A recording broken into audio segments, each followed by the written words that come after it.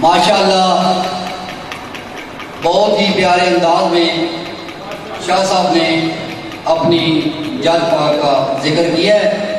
اب میں گزارش کرتا ہوں فخر الواعظین، فخر ملت شیعہ، بہت ہی پیارا پڑھنے والے جناب علامہ حافظ امجد علی امجد صاحب سے کہ تشریف لائیں اور مجلس پاک سے خطاب فرمائیں۔ آپ آج کی اس مجلس رضا کے بانی بھی ہیں، تو میں گزارش کروں گا کہ بانی کی حیثیت سے خطاب فرمائیں۔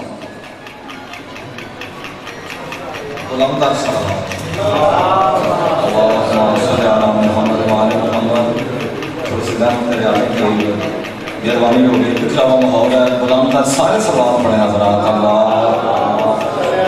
صلی علی محمد و آل محمد۔ اعوذ باللہ من الشیطان الرجیم، بسم اللہ الرحمن الرحیم۔ الحمد لأہلہ والصلاة علی اہلہا، اما بعد فقط قال اللہ سبحانہ وتعالی فی محکم کتابہ المجید، بسم اللہ الرحمن الرحیم۔ قل هو اللہ احد، بلندتر صلوات۔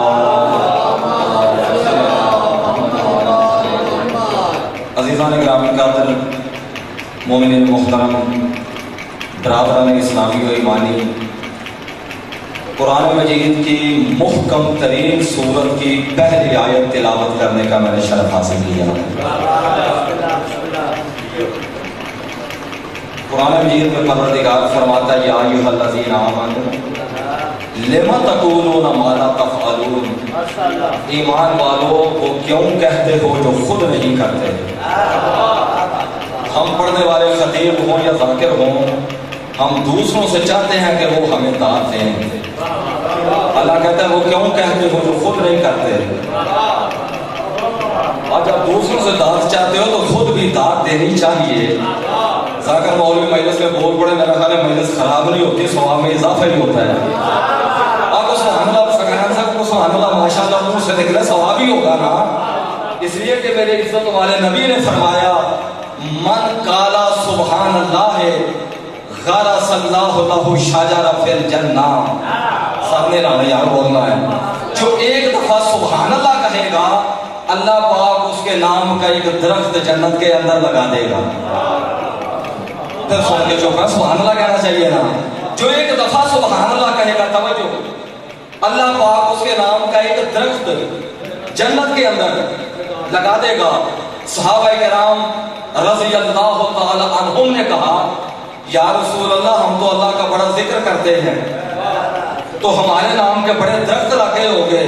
فرمایا کوئی شک ہی نہیں ہے، کوئی شک ہی نہیں ہے، تم ذکر کرتے ہو تو بڑی باغ و بہار بن گئی ہوگی، تمہارے نام کے بڑے درخت لگے ہوں گے، شرط یہ ہے کہ تم ان کو جلاؤ نہیں۔ آپ توجہ نہیں کر رہے ہیں، توجہ نہیں کر رہے ہیں۔ بڑی باغ و بہار بن گئی ہوگی، بڑے درخت لگے ہوں گے، شرط یہ ہے کہ تم ان کو جلاؤ نہیں۔ حیران ہو کے کہنے لگے یا رسول اللہ کیا وہ درخت جل بھی سکتے ہیں؟ فرمایا بالکل جل سکتے ہیں۔ پوچھنے لگے کیسے جل سکتے ہیں؟ فرمایا بغض علی ابن ابی طالب۔ سلامت رہو جو بول رہے ہو، سلامت رہو یار۔ علی کے بغض سے، یہاں تو سارے ماشاءاللہ ملائی بیٹھے ہوئے ہیں، مولا کے ذاکر اکثریت میں بیٹھے ہوئے ہیں، آپ کے نہیں چلیں گے، لیکن شرط یہ ہے کہ پہلے درخت لگاؤ تو صحیح، وہ کو سبحان اللہ بولو تو صحیح نا۔ میرے دوستوں جو ٹائم دیا اسی کے اندر پڑھوں گا انشاءاللہ، فالتو ایک منٹ نہیں پڑھوں گا۔ جو آیت میں نے پڑھی ہے محکم ترین سورت کی پہلی آیت، 114 سورتوں میں جو محکم ترین سورت ہے اسے سورہ اخلاص کہتے ہیں۔ اسی سورت کا دوسرا نام سورہ توحید بھی ہے۔ وہ میری گفتگو صرف آپ کے لیے نہیں ہے، جو اپنے پیارے گھروں میں بیٹھے ہوئے ہیں، ہمارے برادران ہمیں دل سے پیارے ہیں، جان سے پیارے ہیں، یہ گفتگو میرے ان بھائیوں کے لیے بھی ہے، آپ کے لیے بھی ہے، ان کے لیے بھی ہے۔ تو سورہ مبارکہ اخلاص، اسی کا دوسرا نام سورہ توحید ہے۔ توجہ فرما رہے ہیں، اسی کا دوسرا نام سورہ توحید ہے. جب علماء سے پوچھا جاتا ہے اس کو سورہ توحید کیوں کہتے ہیں تو جواب دیتے ہیں چونکہ اس میں اللہ پاک کی توحید کا ذکر ہوا ہے. اللہ پاک کی توحید کا ذکر ہوا ہے اس لیے اسے سورہ توحید کہتے ہیں. اب آخری آدمی تک توجہ. بھئی اسی سورت میں جس میں اللہ پاک کی توحید کا ذکر ہوا ہے مجھے منبر کی عظمت کی قسم ہے اللہ پاک کی توحید کا ذکر بعد میں ہوا ہے, میرے نبی کی رسالت کا ذکر پہلے ہوا ہے. سارے بولو سارے حیدری ہو اللہ احد. سکرین صاحب ہو اللہ احد, وہ اللہ ایک ہے. یہ ہے توحید. یہ لفظ کل کیا ہے؟ کہ میرے حبیب صلی اللہ علیہ وآلہ وسلم آپ فرما دیجئے. ذاکروں کا مطلب ہے کہ ہم چپ رہیں گے تو کم پڑے گا. اور یار میں کو 2 منٹ اپنے ٹائم میں ویسے چھوڑ دوں گا, آپ گھبرائے ہوئے چہرے لے کے کیوں بیٹھے ہوئے ہیں؟ تو میرے دوستوں میرے عزیزوں هو اللہ احد توحید ہے. یہ لفظ کل کیا ہے کہ آپ فرما دیجئے, آپ کہہ دیجئے کہ وہ اللہ ایک ہے. میرا کریم اللہ تو نے ہمارے اور اپنے درمیان اپنے حبیب کو وسیلہ کیوں بنا دیا؟ وسیلہ تو وہاں ضروری ہوتا ہے جہاں فاصلہ ہو. تیرا ہم سے فاصلہ تو تھا نہیں. تیرا اعلان ہے نحن اقرب الیہ من حبل الورید, کہ ہم شہرگ سے بھی زیادہ قریب ہیں. اتنا قریب ہو کر پھر درمیان میں وسیلہ. تو مالک نے فرمایا یہی تو پیغام دینا چاہتا ہوں کہ جب شہرگ سے قریب ہو کر میں تمہیں اپنی توحید ڈائریکٹ نہیں دیتا. شہرگ سے قریب ہو کر جب میں اللہ تمہیں اپنی توحید ڈائریکٹ نہیں دیتا تم بھی کبھی مجھے اللہ تک ڈائریکٹ پہنچنے کی کوشش نہ کرنا, بلکہ پہلے در مصطفیٰ پہ جھکنا. جو در مصطفیٰ پہ آئے گا وہ اللہ تک پہنچ جائے گا. پہلے در مصطفیٰ پہ آنا. تو میرے دوستوں میرے عزیزوں ہم نے جسے بھی مانا مصطفیٰ کے کہنے سے مانا. آج سارے مسلمانوں کا ایمان ہے کہ فرشتے ہیں. بھئی میری طرف دیکھو خدا, سب کا ایمان ہے کہ فرشتے. کیا کبھی کسی نے فرشتے کو دیکھا؟ جس دن فرشتے کو دیکھ لیا پھر خود انا للہ ہو جائیں گے. جس دن فرشتے کو دیکھ لیا اس دن انا للہ ہو جائیں گے. تو فرق تو صاف ظاہر ہے. جو فرشتے کو دیکھے اور انا للہ ہو جائیں وہ اور ہوتے ہیں, جن کے در پہ فرشتے درزی بن کے آتے ہیں وہ اور ہوتے ہیں.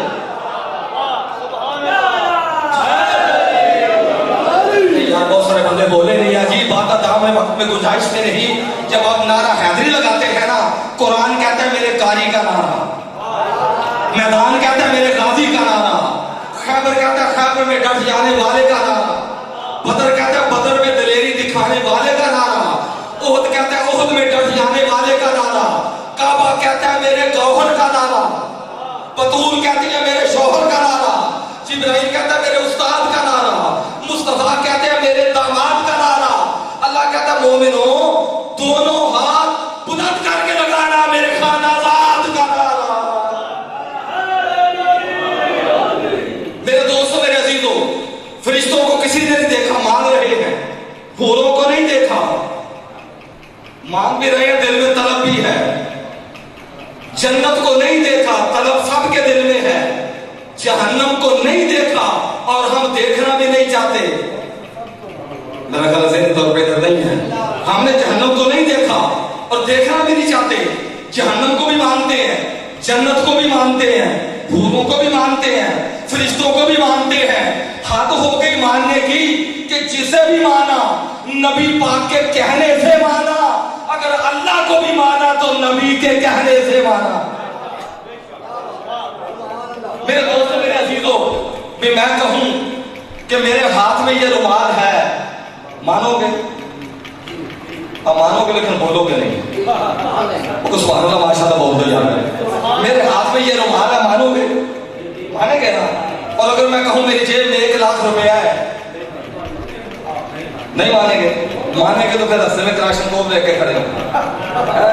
میرے دوستوں میرے عزیزو، اگر میں کہوں کہ میرے ہاتھ میں یہ رومال ہے، مانو گے نا؟ کیوں کہ یہ نظر آ رہا ہے. اب تھکے ہوئے مجمع میں جملہ کہہ رہا ہوں، دیکھتا ہوں کتنے لوگ قدر کرتے ہیں. یہ رومال ہے میرے ہاتھ میں، اس کو مانو گے؟ کیوں؟ یہ نظر آ رہا ہے. میں کہوں میری جیب میں 1 لاکھ روپے ہے، اسے ماننے میں تردد ہے کیونکہ وہ نظر نہیں آ رہا. تو اصول یہ بنا جو نظر آئے اسے ماننا آسان. اب سارے لائیں گے تو دکھ ہوگا یار.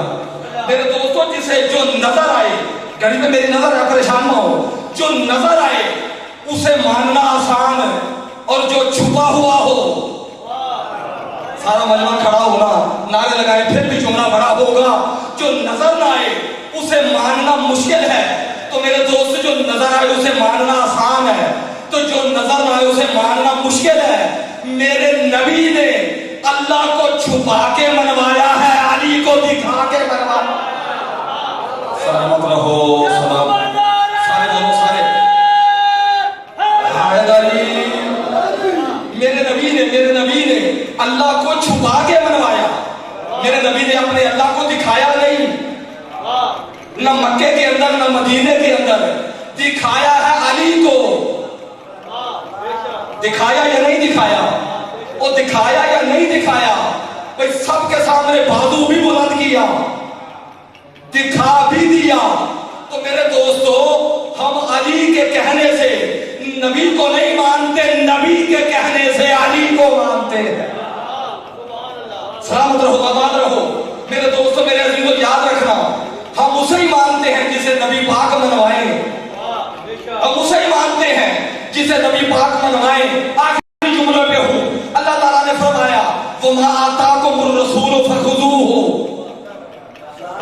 میرا رسول تمہیں جو دے وہ لے لو. صرف لینا نہیں، وَمَا نَهَاكُمْ عَنْهُ فَانْتَهُوا. نبی جیسے روکیں اس سے رکنا بھی ہے. حضور جو دے وہ صرف لینا نہیں، جیسے روکیں رکنا بھی ہے. اگر نبی کسی سے کہہ دیں کہ بیٹھ جاؤ، نبی پاک کسی سے کہہ دیں کہ بیٹھ جاؤ، تو بیٹھنا مقصد نہیں. جسے نبی کہتے بیٹھ جاؤ اس کے لیے اٹھنا حرام ہو جائے گا. جسے نبی پاک کہتے نا بیٹھ جاؤ، اب جملہ اگلا سمجھنا ہے. جسے نبی کہتے بیٹھ جاؤ اس کے لیے اٹھنا حرام، اور جسے نبی کہتے اٹھ جاؤ اس کے لیے بزم رسالت میں بیٹھنا حرام. جسے نبی کہتے بولو، مولوی آپ سے جتنا کہے بولو آپ سارے باتیں ہیں، لیکن اگر نبی پاک کسی سے کہتے بولو اس کے لیے چپ رہنا حرام. جسے نبی پاک کہتے نا بولو اس کے لیے چپ رہنا حرام، اور جسے نبی کہتے چپ کر جاؤ اس کے لیے شور مچانا حرام. تو جو کچھ لینا ہے نبی پاک سے لینا ہے. ہم کبھی نہ روتے اگر رسول غم حسین میں نہ روتے. ترمذی شریف صحاح ستہ کی کتاب ہے.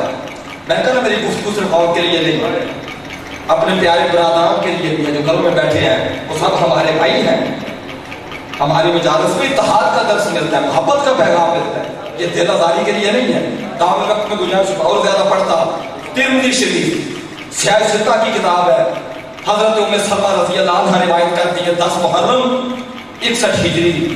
کہتی ہے میں مدینے میں سوئی ہوئی تھی، رأیت النبی صلی اللہ علیہ وآلہ وسلم فی المنام میں. کہتی ہے میں نے خواب میں اللہ کے نبی کو دیکھا. نبی پاک فرماتا ہے جس نے مجھے دیکھا اس نے مجھے ہی دیکھا، میری شک میں شیطان نہیں آ سکتا. ام المومنین حضرت ام سلمہ روایت کرتی ہے میں نے خواب میں نبی پاک صلی اللہ علیہ وآلہ وسلم کو دیکھا. میرے نبی کے عشق و اگلے جملے قابل غور ہیں. فرماتے ہیں کہ اس حالت میں دیکھا اشعثا اغبارا، نبی پاک کی زلفوں میں بھی خاک تھی، نبی پاک کی داڑھی میں بھی خاک تھی. میں نے کہا یا رسول اللہ آپ کی یہ حالت تو کبھی نہیں دیکھی. زلفوں کو اچھی حالت میں دیکھا، داڑھی کو اچھی حالت میں دیکھا. بیاد ہی قارورۃ، نبی پاک کے ہاتھ میں شیشی تھی، فیہا دم، شیشی کے اندر خون تھا. میں نے ہاتھ باندھ کے کہا یہ حالت کبھی نہیں دیکھی. فرمایا ام سلمہ قد قتل الحسین بارض کربلا، کربلا میں میرا حسین قتل ہو گیا.